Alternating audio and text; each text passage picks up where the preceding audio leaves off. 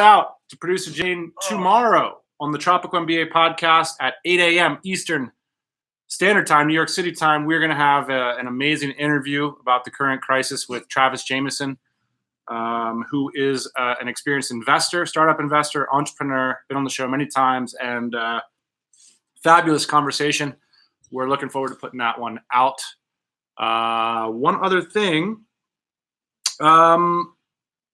thanks to everyone's feedback on these live streams. Tomorrow, we're going to be producing an episode here, same bat time, same bat stream, about the legitimate opportunities that might come up in these circumstances. There's been a lot of follow-up questions about like what to do, basically. And I feel the same way. I mean, I don't really know what to do, but we've been talking with a lot of different smart folks, and we're going to try to lay out some thinking regarding that. But today's talk is 7 questions. 7 questions from one of you. The title of this email we received was called, I was a bartender, now I own a boat. We're going to read this email from Ben from Australia. He's got 7 excellent questions, everything from money, macroeconomics, Macbooks, and more. So without further ado, we are going to dig into the email and the 7 questions. By the way, when we first started this live stream a week ago, we were like talking to each other. Now it's just like Dan like this. Is that uncomfortable for you? What do you want me to do? No, I'm just trying to figure out, like, I don't know if this is going to be this kind of show or this kind of show or like this kind of show. Sometimes in quarantine, I just want to talk to someone that's not you. All right, Ben from Australia writes, Hey guys, really enjoying the daily podcast. I am sheltering in place in Australia, so it's hard to catch it live. By the way, speaking of like sheltering in place and everything, we are like super conservative. We've noticed that a lot of people around here still hanging out, still having parties, still doing stuff. We aren't doing anything. Nothing. Not doing anything. But I'll tell you what, I'm going on some amazing bike rides, we went on one. We say nothing. You mean not actually interacting with people socially? Yes, I think but we're doing a lot of stuff. Yeah. So, but one thing that's really cool for cyclists out there, always considered a zombie machine because you can generate power without diesel fuel or electricity. All you need is a chain and some elbow grease, or knee grease, as it were. Now you can kind of drive anywhere in the city to get to the best bike routes. Typically the routes reserved for Saturday and Sunday mornings, you can do all week long. It's amazing. Yeah. So there's some bright side. Anyway, Ben, the email writer is saying, The Big Short is one of my favorite all-time movies. Of course, we talked about that a few days ago. I had a few questions I was hoping you could answer on your show. And one of the things Ben mentioned is he's been listening since episode number 54. And then he said more than 10 years ago. Yeah. I was like, damn. I was like, look at that gray right there. That's 10 years right there. So Ben, I mean, we kind of saw this email from Ben, and I thought like, wow, this is a really insightful email, and this is great fodder for the podcast. Great fodder. You know? In fact, I responded. I said, that's a fucking great email, Ben. It's really nice. Fucking great email. So Thank you for helping us do our job. Here we go, Ben. Ben's first question. How does this rental forbearance end? Do you see a way out of the current forbearance waterfall crisis that is happening on a global scale? Where does the buck stop? So here's the trend. Tenant does not pay rent. Landlord does not get money to pay bills. Utilities mortgage. Bank now has non-performing asset. Utility company cannot cover costs. Local municipalities don't get tax revenue. It's a domino effect. I have been thinking about this issue for the past month, and I just cannot see a way out of it that makes sense, other than don't worry, be positive, it's going to be fine. I have not heard a single argument as a way out of this. For example, Trump says, I think people will, quote, go easy. I'm like, dude, do you even know people? What does he mean, hilarious. Go easy? Well, basically what he means is like everybody's going to relax on down the pike. I mean, if you have a mortgage right now, there's no reason not to be proactive about asking for some relief on that. So I think the idea that's sort of out in the air is that this relief's going to go the whole way down the line. And what Ben... Buck's got to stop somewhere. Yeah. I mean, at some point, things cost money. There's real costs involved in this stuff. Here's what I think. Here's my take. I think we're at a moment globally when we've gone over the handlebars of the bike. If you've ever been downhill mountain biking, you hit a rock and you go flying. I knew it was going to come to this. This podcast was either going to divulge into bike talk or car talk, and I've gotten my car talk already. So go ahead, let's hear the bike talk. The bike talk. When you hit the rock and you go flying in the air, in your mind, you're not thinking, where does this buck stop? Physics. You're thinking full of adrenaline, full of emotion, thinking positively, thinking how to take the fall. You're kind of thinking, oh, fuck, but you're not really thinking like, I'm going to be in the hospital for 6 months. Oh, fuck. You're just thinking, oh, fuck, I got to roll. Sometimes you are. Oh, fuck, I got to call to like get rid of I got to get some mortgage relief. I might not be able to afford that fancy 4x4 that I bought 2 months ago. So it's up on Craigslist. But anyway, the point is you're not really thinking like this might mean financial ruin for me. I love it. Corinne puts it into perspective. This economy is going over the handlebars.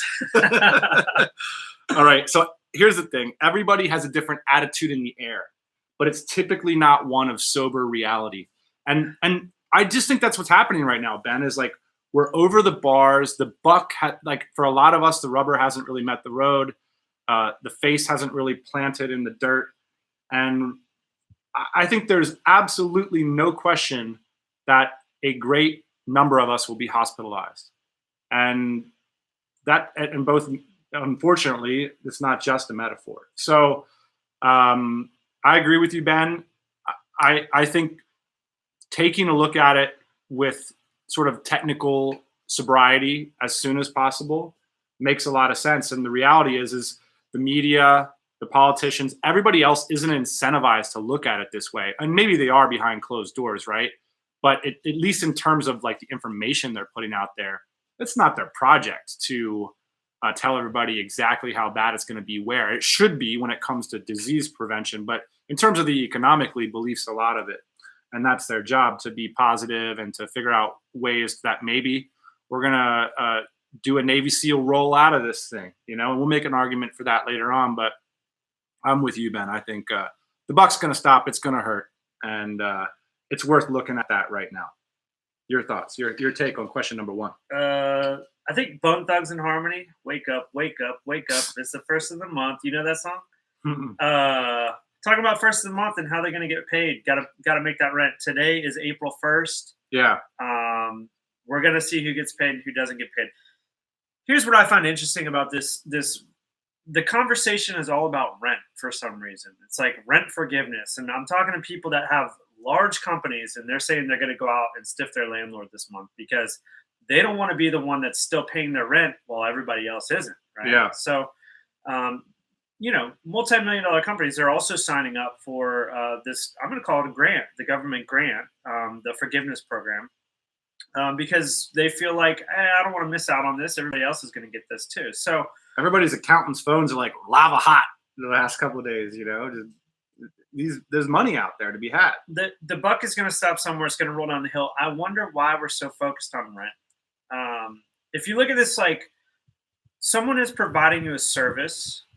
They're providing a roof over your head so you can run your warehouse or run your office or live, whatever it is, right? That's a service that's being rendered. People are deciding not to pay for that service. So at what point, this is no different to me than going in the grocery store and stealing food. Somebody went through the trouble of farming the food, bringing it to the market, and then you go in there and you're like, I'm just going to take it. Why not? Especially because everybody else is doing the same thing. So yeah. I don't understand why this is any different than stealing, I guess. Why do people feel entitled to not pay their rent? If you're not going to pay your rent, then you might get kicked out. Well, this is the game you're in if you're a landlord, especially to residential landlords, right? Because you don't just own that property. When you sign a lease with a tenant, you're providing a more fundamental service to them. And, in Canada, for example, like as an owner, you have to have a property management company. You can't just like rock up and knock on the door because you own it. You don't quite own it. You've gotten the government involved because you provide a fundamental service. And so I don't think it's surprising that this is the concrete of people's lives. It's the first place we're looking. And if you're a landlord, that's the business you're in, right? Like you're the web host, so to speak. Like you're this concrete in life. And because of that, you typically get paid every month and you have a very robust cash flow. I don't think I necessarily disagree with you. No. But a lot of people see these landlords somehow they're. I feel like property owners and landlords are being villainized somehow. Like Oh. like these people have excess. Like, oh, you already have this building. Like, I'm just not going to pay you. But my point is, like, why wouldn't you not just pay the grocery store too? Like, if you're just going to stop paying people, why is everybody picking on landlords? I don't know. Like, why wouldn't you pick on a grocery store? Well, I think I mean, that's a deep question. Like, first off, But that might happen. I mean, people might just start looting and stealing. I mean, this is eventually what happens. Yeah, that's a good point. Trickle down. But Or it could trickle the opposite way, which is the landlords then stop paying the banks, which is what Ben's talking about. totally. And there's a high probability of that if their tenants aren't paying them. Oh yeah. So Yeah, shit's gonna hit the fan.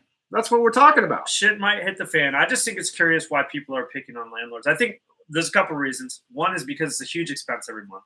Okay? Yeah. It's like probably one of your biggest expenses every month. Also, landlords, they pay. It's different when it's like, I paid for this broccoli. Now I want you to pay me for the broccoli that I just paid for. Landlords pay for that stuff. Like the disconnect is there, right? That's part of it. And the other part of it is that the landlord has the asset right, And the other part of it is like fundamental power structures, which one thing I always learn, like doing business in Asia, is that you really have to look, like in the West, we really value contracts and like people's word and things like that. In Asia, it's all really about leverage. And right now it's like, okay, well, I signed that piece of paper with you when things were great. Now things are totally different and you can't replace me. So fuck the paper. And that's a very, no offense to this, that is an Eastern way of doing business. It's like, where's your leverage now? And that was just a piece of paper. So no biggie. Buck's going to stop somewhere else. It's certainly not going to stop at that contract. Totally. All right. So question number 2. You have cash. Most don't. How do you talk about this with normies? You talk about having cash reserves and liquidity at a time when others are really struggling. I do the same, albeit not as publicly. How do you walk the line of being sympathetic to others while touting your wisdom of hoarding cash, realizing that skies are not always filled with unicorns and rainbows? And Dan, from a philosophical perspective, how do you walk the line of, quote, giving away money and saving your own money and waiting for opportunities? First off, Ben, I don't talk to normies. Not in the game of talking to normies. Number 2, always touting my wisdom publicly, regardless of upturn or downturn. That's how I roll. But I want to talk about this. First off, I'll start at the end. I think money is the worst thing to give away. Why? Why is money the worst thing to give away? Because money is the most frictionless gift. Money goes downhill. Money goes to the easiest place. This is why the first thing when shit hits the fan, we don't do anything productive. We print money. We create more money and toss it around to everybody. So what is money likely to do? Money is likely to do what it's always done. It's going to keep sliding down the slope, which is why when you give someone money, they're going to do with that money what they've already done with their previous money. That's the most likely thing to happen. That's why it is both the worst and, wait for it, best thing to give. So if you really respect somebody, giving them money is like at an Italian wedding, right? You don't rock up with a microwave, you rock up with an envelope. And that is like the ultimate respect, because it's like, hey, no judgment, or maybe a judgment, but here's the thing. Money to you, mazel tov, do with it what you have. I think that this is an Italian Jewish wedding now. Italian Jewish wedding. Okay. It is I don't know what you say in that. I just wanted to talk in that accent. This is why I think it's also like the best and the worst thing to give. For this reason, I'm not a big fan of most charitable giving. I'm a big fan of a lot of charitable doing. And as a person who rolls with a lot of entrepreneurs, I often think a lot of the things we do are, virtual. They're sort of virtue signaling a little bit. And we're going to get to this about like supporting local businesses and stuff. It's like, even like putting stuff in your recycle bin, it's like nice, but if you really care about this stuff, do something about it. That's what the role of the entrepreneur in society is. And I don't really care where your money is going. I care where your time's going. So that's a bigger ask. In terms of touting your own horn, one thing I would say is that if you're, quote, a normie and you don't have a ton of cash right now is an enormous opportunity to do something completely different and make the 10 years different than the previous 10 years. Sorry. I think you're right. One of the things we talked about last night was Dan lives in a van. You live in a van? I live in a van. Dan lives not down by the river, and I'm a motivational speaker. He lives in a van, which is kind of a unique position to be in. But if I was, if there's any time to live in a van, now's the time to live in a van because you're well adjusted. You can live through this. I mean, the thing, like if you live in like a 4,000 square foot house, you got a huge mortgage, you just lost your job, you're used to eating well. I mean, you're just freaking the fuck out right now. You're like, oh my God, what am I going to do? You, on the other hand, you're used to eating like rice and beans basically, and you live in a van. So like for you, it's like, this is a perfect opportunity. Rice and fish heads, man. I don't need much to be happy. And also this is insurance policy against interacting with normies. I don't have to interact with normies. Like, I just don't. And it's awkward when I do. And, we don't have a public message here at the TMBA podcast. We have a very niche message. And I don't think you necessarily, the question is kind of,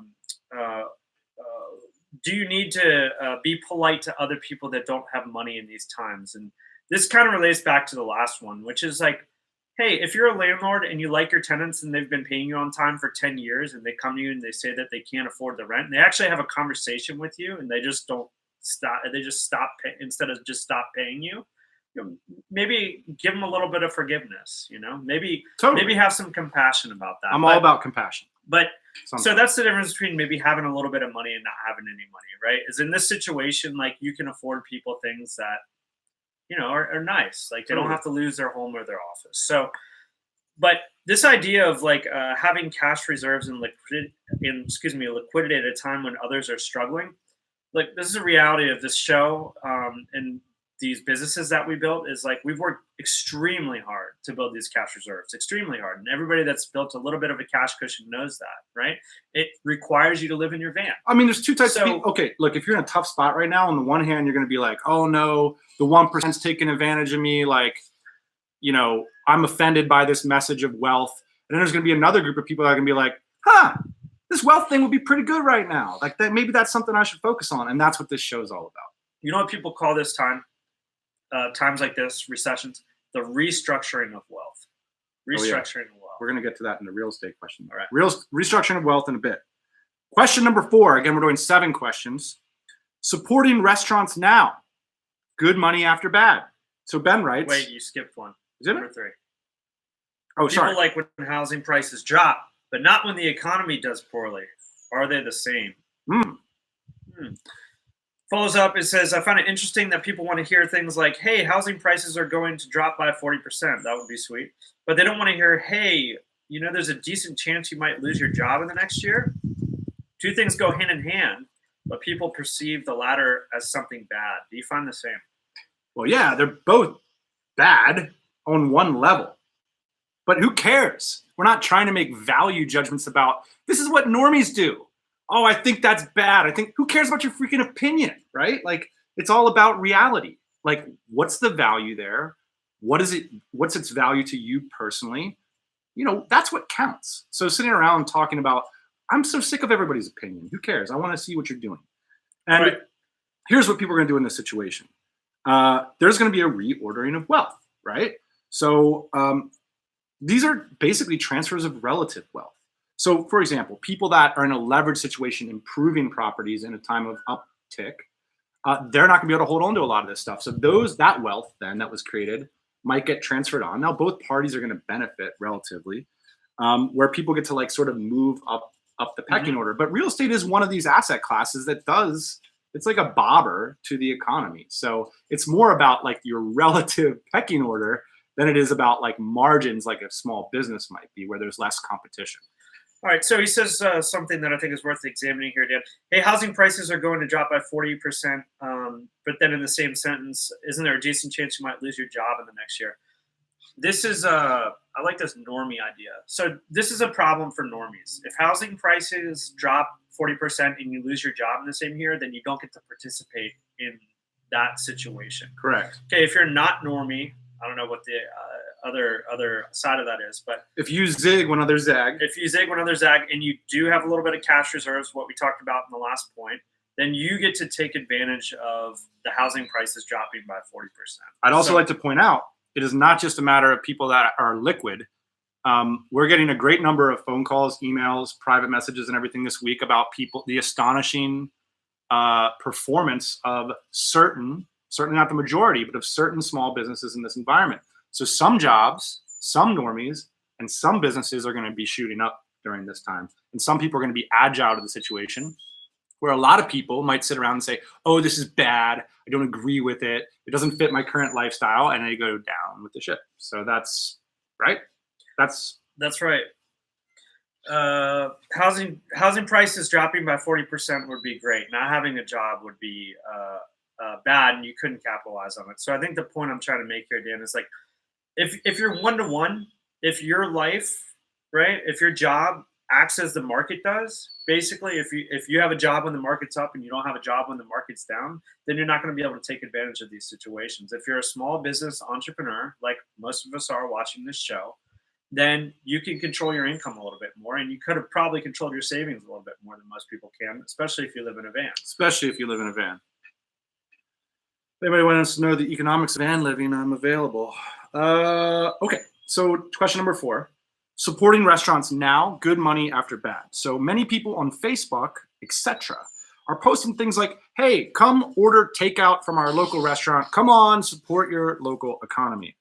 By the way, if your business is like, asking for support in that way, it's a bad sign, I think, which is what Ben's saying. This seems like good money after bad, given that most restaurants already operate on fumes in good times. Additionally, restaurants are basically a luxury good of society. Isn't it better to save your money when the restaurant stands a chance to make it? When the restaurant doesn't stand a chance to make it? Like Ben. Ben, obviously, it's obvious why Ben's not speaking publicly about this stuff. But here's what I think. I think he's right. I think supporting your local business is a sucker's game. I think it's a sucker's game. I like voting. I like your recycling bin at home. It's great. It's fine. Look, I'm okay with you supporting your local business. I'm not saying you shouldn't do it. All I'm saying is that it doesn't matter. It's not important. It's what people want to talk about. It's this concept of bike shedding. So the concept is, say there's 2 problems out there. The first problem is we got this bike shed on the corner of the neighborhood, and we want to know what color it is. And you put it up on Facebook or whatever public forum. And everybody in the neighborhood, oh, it should be black, it should be white, it should be blue, it should be azure, it should be Cheyenne, whatever, cayenne. Now you put up the problem of, look, we got to launch a space shuttle next week. We want to know what dimension to make this O-ring so that it's maximal safe. It's going to be freaking crickets. And the point is that typically, like, the harder and more specific and more useful a problem is, the less likely people are to have opinions about it. And this idea of like where you're going to spend your $7 to get a burrito or whatever is simply not an important problem in your life, in their life, in anybody's life, but everybody's going to talk about it. And this is very important idea in the world of entrepreneurship, which, especially at a time like this, to not get caught up in things that aren't important. Supporting your local businesses is not an important thing. Now, if you think a local business or a group or your local community is important, then the right response isn't to go out and buy burritos. The right response is to build something, to do something that harnesses that collective energy and effectively delivers group effort and resources. So that's what an entrepreneur does, not supports their local business. Whoa! You might get some blowback. Fine. You might even get some blowback. It's a sucker's game. Go ahead. Go spend all your time supporting people. See how that works out for you. Good luck with that. Okay. Let me give you a counterpoint to that. Okay. I'm willing to see the other side of the argument. Number one, this is the theme of the episode for me. Because you live in a van, mm-hmm. you are not a local. Mm-hmm. You travel around the world. You Chiang Mai, Austin, wherever you want to be. The shit hits the fan, you're out of there. Your favorite restaurant's not there anymore, you're gone. Gone. Right? For me, it's a little different. Like I have a community here in Austin. If my favorite restaurant isn't here anymore, I'm going to be sad, because that's part of the reason why I live in this property, is because surrounded by local businesses that I appreciate. Now, that being said, I have not supported one of them yet. But I do continue to pay my child's Montessori fee for school, even for one though more he's month, not going bro. there. For one more month, bro. Because I want it to still be there when I get back. I mean, because it's But that's the thing. important. If you want it, that's a sucker's game. So- If you want it to be there when you get back, you go meet with the owner, and you figure out a way to sort out a path for them to succeed. Paying your dues to this school is not a way to. Well, the same argument can be said about rent. So it's like, I don't really care about my place. It's the same argument that we started with. I don't really care about where I live. I'm just going to stop paying rent. I don't care if it's still here when all this shit hits the fan. You just get in your van and drive away. I'm just saying, man. If you, this is like why. It's just one of like my tropes in life. What I don't like is when people do very, very small things, like buy a burrito, and then turn it into a bigger thing. I think like you don't I'm like the supporting value this signal. business. You don't like the value. Exactly. The virtue. It's bullshit. Like, Brian, you bought a burrito. I don't want. Who cares? Like, you're not. It's not bigger than that. It's bigger than that if you're the person who organized the burrito buying campaign. And you can say, I like the burrito buying campaign and I like burritos, so I'm a part of it. But just not frame it up to like you're actually saving shit. You're just eating a burrito. And I'm willing to get fat for this cause. So that's fatter. I understand the value signaling. People in the comments are definitely not supporting your arguments, Dan. So I'm gonna have to let you know that. That's great. I'm all about the opposite side. I'm just an idiot who lives in a van. Okay, number 5. I am super short on this market right now. Convince me I am wrong. I own a shit ton of puts right now, and I have since January. I just cannot see how this market doesn't completely collapse in the next 3 to 4 months. Virus plus unemployment plus lockdown plus no end in sight. Just tell me I'm wrong. Let me just read this one Hold up a comment. second. Let me finish this real Okay. quick. Please make a solid case that we go up and to the right again. I just cannot see it. I only see depression and stagnation.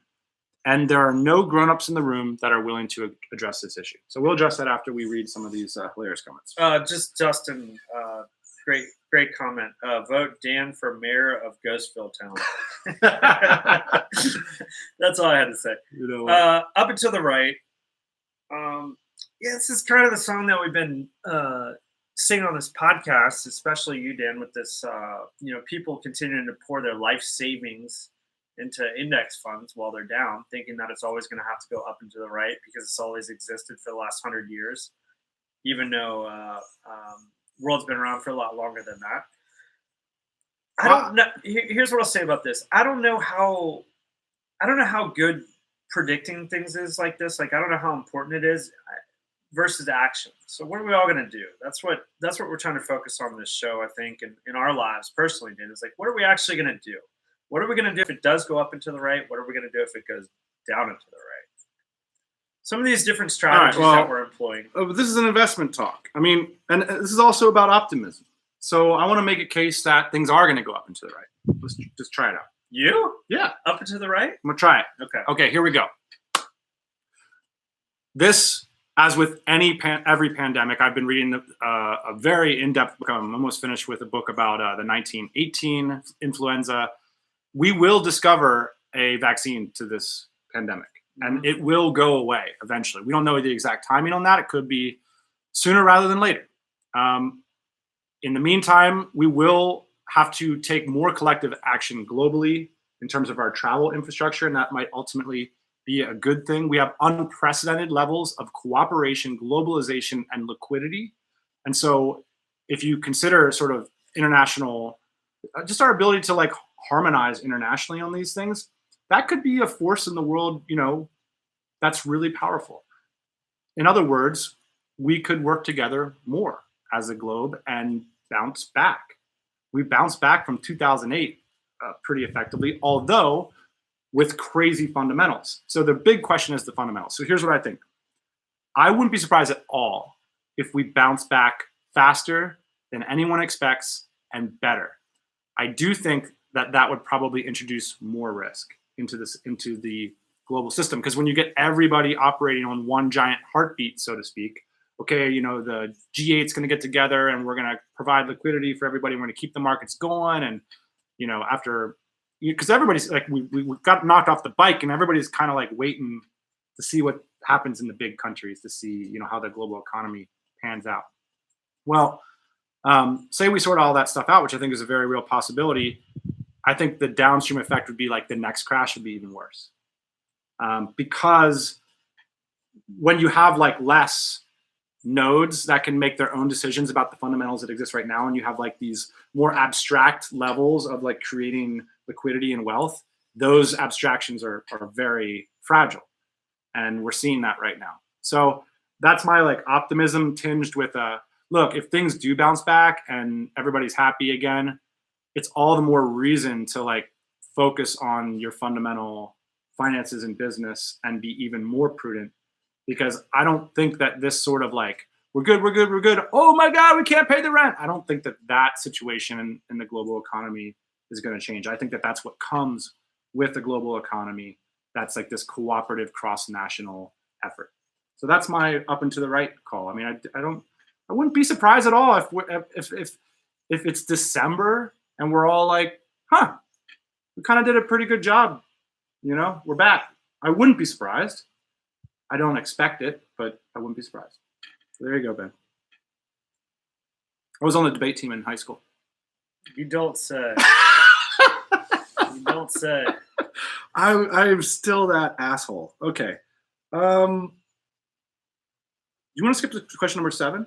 Yeah. Okay. So Ben, question number 6. You're too smart for us. We're gonna have to talk to you privately about that. Question number 7. As far as I can see, both of you use the previous version of the MacBook Pro. Is there a reason for this? When the latest model was released a few years ago, I paid up for the best version of the previous generation I could get because I figured the newest generation would have snags. Exactly. So number 1 is Lindy principle, right? Which is like tech that's been around for a little longer. You see the new MacBook Pro come out and people have all these problems with it. We both have the 2014s, which are just tanks. The other thing I think is kind of interesting to look at in technology curves is like this cell phone. I have an S9 Samsung. It's the first, for those of you who've been to DCBKK, my personal routine since 2007, I waited in line for the iPhone the first day it came out. And I remember going to the Whistle Stop in San Diego with you, and I pulled out my iPhone and like slid it open. And everybody looked at it like it was the ring from Lord of the Rings. It was like the coolest thing ever. It was like $700 or something like that. And I had a Palm Pilot with the stylus. You had a stylus. You were ahead on that. And it's getting back to me. Slide it back in there. So before DCBKK every year, I would fly to Bangkok like a week early, and I would go to the mall. And every year since 2012, I would buy the newest version of the phone. And finally, I had like the 2 kind of 6s and 7s of the iPhone world, and they just sucked compared to the 5. And so I went Samsung because of probably some Dynamite Circle member kind of gave me the nod. And now I've had this phone for 2 years. And one of the things you're seeing is like that kind of tech is a little bit leveled off. Like the performance for like top dollar tech has leveled off. I've seen it in luxury cars as well. Like there's a certain point, like you got like maybe adaptive cruise is cool, but like now it's just they're fiddling with the computer systems, which it's not that valuable. By the way, the new Nissan Versa has adaptive cruise. I mean, basically every shitbox has adaptive cruise. Right. So in other words, the answer about the MacBook Pro thing, and I can't see any reason to upgrade right now. We're not doing like prosumer stuff on our tech. And so I think, at least laptops seem to have like kind of leveled out in terms of like what you get for buying the best. And the same thing we talked about. I was describing this unit, this Zoom H6N to Ian the other day. I wrote a post that I've gotten like tons and tons of traction on because I couldn't find this information anywhere.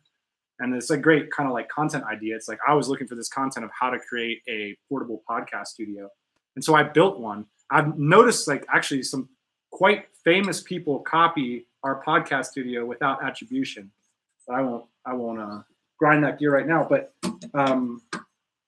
this tech is like 5 years old. At the time, it replaced $10,000 worth of tech for $1,000, so 10-to-1 price, and it hasn't really been improved on. It's just basically like they nailed it, and it is what it is. And I think everybody in their hobbies and stuff with like high-end race bikes, it's the same deal. Like if you buy the newest race bike, you're not getting much more than if you would have bought a 2014, just based on how the technology has evolved. I'll say this too.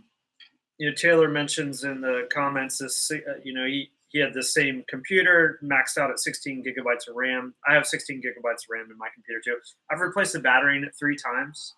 Had the screen replaced twice. Once under warranty, because this thing is just a tank. I mean, I love it. It does everything that I need it to do. But I'll say this too about Dan and I, if you couldn't notice from our clothes, and not big consumers. No. I oftentimes have tabs open on my computer, things that I'm looking to purchase, in the $200 range for weeks researching something in the $200 range, trying to figure out if it's the best buy, trying to figure out how long is it going to last me? I mean, I don't buy too many things these days, Dan. And when I do, I really want to make sure that it's like the one I'm going to have for a long time. I mean, we're just not big consumers, I'd say. Yeah. Except if it's like a hotel room or a plane flight, I'm like, take my money, buy. Experiences. Buy. Experiences. Yeah. But I'd say I'm not a big consumer. Actually, I'm pretty bummed out. My screen just broke 2 days ago. I dropped it, and I'm at the same point where you're at now, which is like, this is the iPhone X. Like, I'm not ready to replace it because I've seen the new one, and who cares, right? Exactly. So this is whole concept we tried to talk about on the podcast a few months ago. We tried to call it peak consumption. I don't know. It's just like, I don't think we nailed the idea, but there's something different about.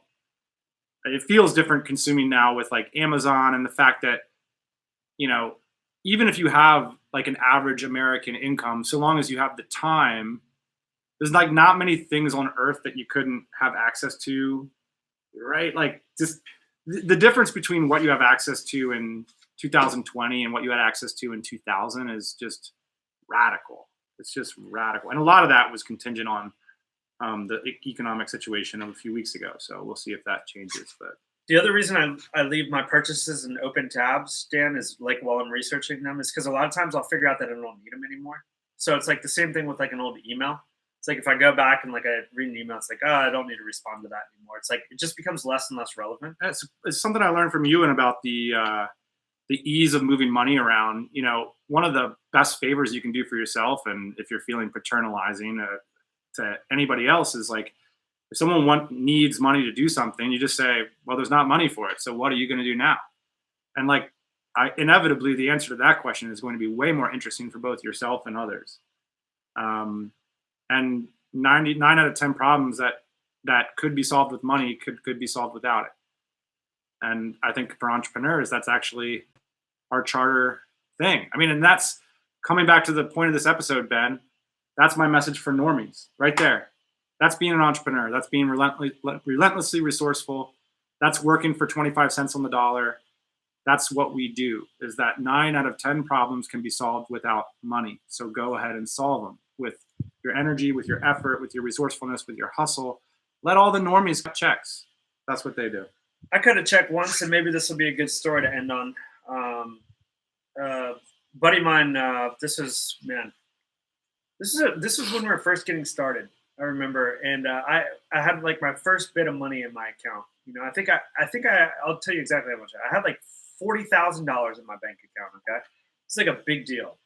Yeah. And a buddy of mine emailed me, and he said, "Hey man, I want to start a business, and like I need this device. Like this is gonna change everything for me. If I can get this device, then I can start this business, and like I'm gonna be doing good, And I've known this dude for like 10 years, and we're good buddies, And so I thought, like, okay, and I'll think about it, And it was $5,000.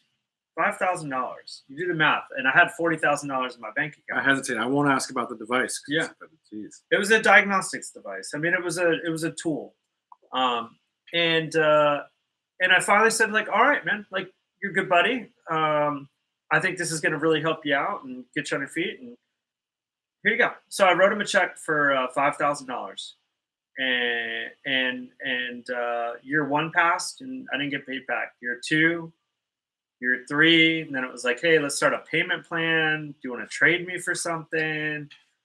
I even emailed him back when I had to make a big purchase, and I was like, look, man, this money could really help me out right now. And nothing. So we're not friends anymore. Shocking. But that was like my $5,000 lesson. And I think the reason I bring this up is because it might be check writing season pretty soon here. Like people might start asking you, the entrepreneur, for a check. And I think you're going to have to make that decision. Like people might say that's for their mortgage, or people might say it's like to keep their business alive. And well, again, if you write the check, what's going to, like I said earlier, the most likely thing that's going to happen to your check is what happened to the previous check. That money's going to flow down the same slide, the same greased up slide. And so that's why it's also the ultimate compliment. When you write a check to somebody, I feel like you absolutely cannot care what happens. They end up in the casino the next night. You just got to be like, ha ha, that's exactly what I love. I love them being them. You know? Yep. But that's what that's all about. And that's not going to change people's behavior. It's going to accentuate it, so to speak. So, yeah. $5,000 lesson. Hopefully you don't have to make the same one. That's rough, man. Get a good van for $5,000. Do we have any comments or questions? Are we going to tease what we're going to talk about tomorrow? Yeah, tomorrow we would love your help. If you have some insights for us, some thoughts, we will share them on the show. Maybe make it to a TMBA pod. But a lot of people have been asking us questions about, everybody knows it's kind of like maybe buying season coming up and stuff, but really digging down into like what the entrepreneurial moves might look like over the next few weeks and months. Like if you're a solopreneur, if you run a small services or small product company and maybe things aren't going so good, or maybe even if you're just kind of on the edge and you're thinking you're a remote worker and you're thinking about kicking something new off, maybe if you're established and you just want to do a new business, we kind of want to dig into these ideas that are fresh right now about how might one respond. I'm getting excited because we started talking about this last night. Yeah. And I'll just give you my response right now. It's big old land grab, man. Gotta land grab it. Well, and the cool thing about your land grab idea was it wasn't about cash. It wasn't about money. It was about like, now's the time to like basically take market share from your competitors. And maybe we'll dig into a little bit like some strategies that we've seen people do that.